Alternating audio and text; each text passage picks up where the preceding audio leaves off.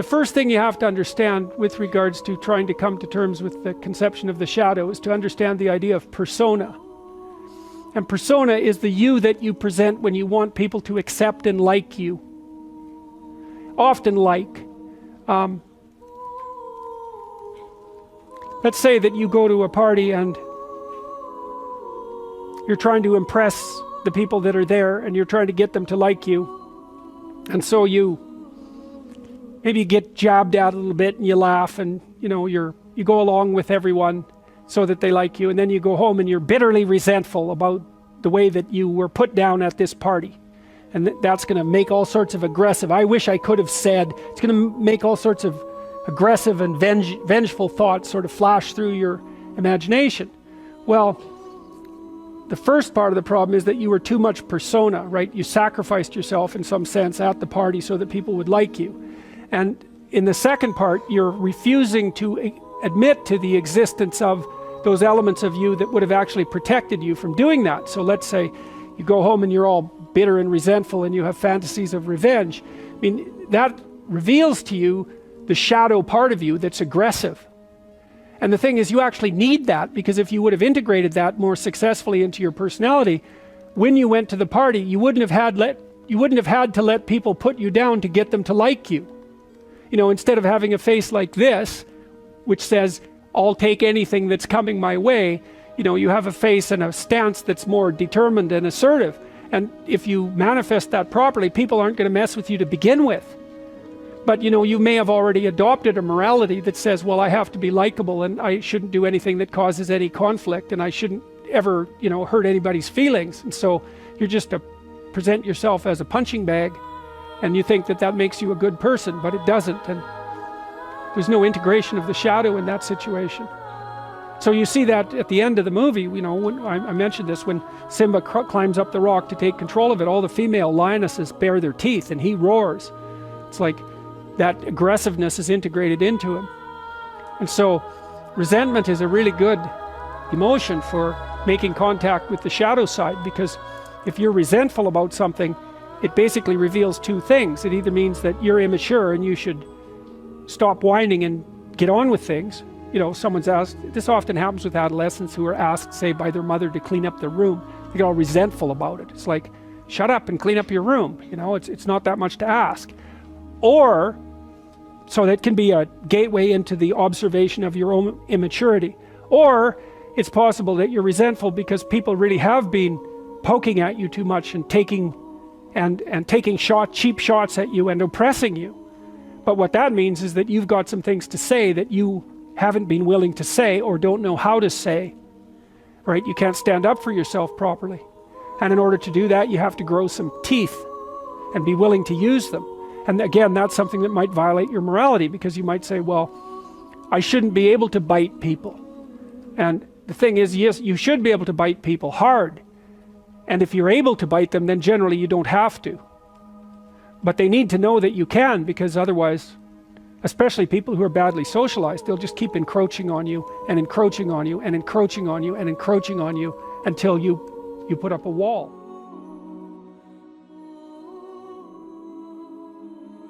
Like someone who's really well put together won't do that, because they're sophisticated. But if you run into people who only have boundaries because other people impose them on them and you won't do it, you're going to be the bullied one in the office, for example. You're not going to get a raise. People aren't going to credit you with your own work. Other people are going to take credit for it. And you're going to go home angry because you're doing your best and you're trying to get along with everyone and nothing ever goes your way. Well, it's because you're a pushover. And you think that's good because you confuse harmlessness with morality. It's not right. Just because you can't do any damage doesn't mean you're moral. It just means you don't have the capability for mayhem. And that makes you a pushover. I mean, first of all, I do not believe that compassion is an untrammeled moral virtue. And I think one of the terrible things about our society, one of the deadly Oedipal things about our society, is that we've put compassion in the highest place unthinkingly. And compassion is for infants. And I really mean that technically. So, like, if imagine that your ethic was that you were 100% compassionate, Okay, so what are you like? Well, you're like a good mother with a child under 6 months of age. Because human babies are born premature in some fundamental sense. So, the average gestation period for a mammal of about our size should be 2 years. And so our babies are born radically premature. And there's complex reasons for that. One is that there's an evolutionary arms race between the circumference of the infant's head and the dimensions of the pelvic hole through which the baby has to pass to be born. And if the pelvis of women was any wider, they couldn't run. And if it was any narrower, then the child would die, like many children did, right? I mean, the human birth mortality rate was abysmal right up till about, certainly 100 years ago. And the babies' heads are compressible, right? The bones aren't fully formed when they're born, and often kids are born and their heads are cone-shaped because they've been subject to such pressure during birth. So it's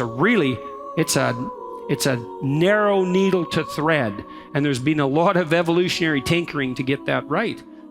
So, our infants are born unbelievably helpless, and they are basically prenatal until they can crawl, and that's 7 or 8 months. And so prior to that, because they're so utterly helpless, everything they do has to be regarded as above moral reproach and 100% right. And so if you have an infant who is crying, who's 6 months old or 4 months old, your job is not to judge the infant or to punish the infant or to discipline the infant. It's like the infant has a problem, and all of your attention is to be focused on solving that problem. Period. 100%, that's it. And that's great for people who are under 6 months. But it's deadly. It's increasingly deadly as the child matures, because that kind of all-encompassing, I will do everything for you, is also the enemy of development. And that's the whole Freudian nightmare. I mean, that's what Freud put his finger on, and he knew that was the pathology of the age, the Oedipal mother. And it's like, yeah, well, welcome to the age of the Oedipal mother, everyone, because that's certainly what we see now. And so if you put compassion in the highest place, well, then that's what you have a state of being where everything is an infant, and the only hallmark of ethic is pity. Now, Jung talked about classic conceptions of what is in the highest place, God. He said, well, God rules with two hands, mercy and justice. And that's that discrimination. You know how bad discrimination is. It's like, well, no, it's not. It's differentiation. It's judgment. It's putting things in their proper place. It's setting the highest above the lowest. It's formulating a pathway for further development. And, a mother might say, you're just fine the way you are. But what's that to say to someone who's, 10? It's like, you're not fine the way you are. You're 10. You got a lot of growing up to do, and you're probably not fine the way you are when you're 20. It's like, you're just a fraction of what you could be. And if it's all maternal compassion, and I mean that in the symbolic sense, it's all maternal compassion, where's the impetus for development? And there's no judgment there. And I think the most dismal thing you can tell 18-year-old boys in particular, especially if they're miserable, is, well, you're just okay the way you are. And they're not, first of all, and no one thinks they are, including them. Well, they don't. No one gives a damn about malfunctioning 18-year-old boys. Like,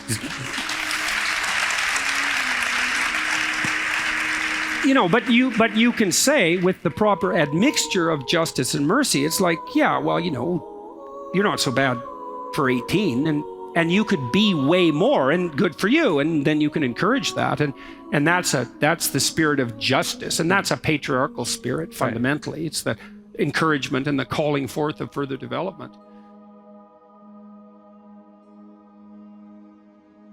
There has to be allowance for imperfection and error. Well, also orientation towards the aim. Yeah, and getting that balance right. Well, that's part of what consciousness does, I would say, is it constantly adjudicates between those two higher order principles. Now, those aren't the only principles, and there's no final solution to that, right? You can't just say, well, we're all compassionate and we're done with it. It's like, no. And it's an ongoing problem, right? With your kids, you're always wondering, they make a mistake. It's, well, how much do you forgive them? And how much do you say, how about you don't do that again? It's really embarrassing. It's terrible for you. If you replicate that error, your life is going to be a bloody catastrophe. You're old enough to figure it out. It's like, clue in. And you might say, well, who loves the child more? The one who says, oh, it's okay, everything you do is lovely, which it isn't, or the person who says, you could do better. And, the answer is, well, it's a discussion between those two viewpoints constantly, because, and in your relationship with yourself, it's like, how much do you forgive yourself? And the answer certainly is 0. It's not 0. No one can live without being able to forgive themselves to some degree. But by the same token, you don't want to let yourself off the hook for every idiot error you make.